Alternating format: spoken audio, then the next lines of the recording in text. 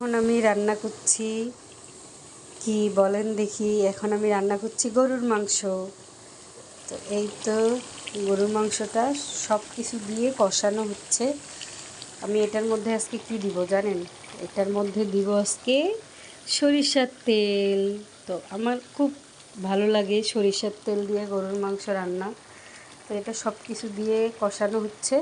তো এখন আমি দিয়ে দেব সরিষার তেল।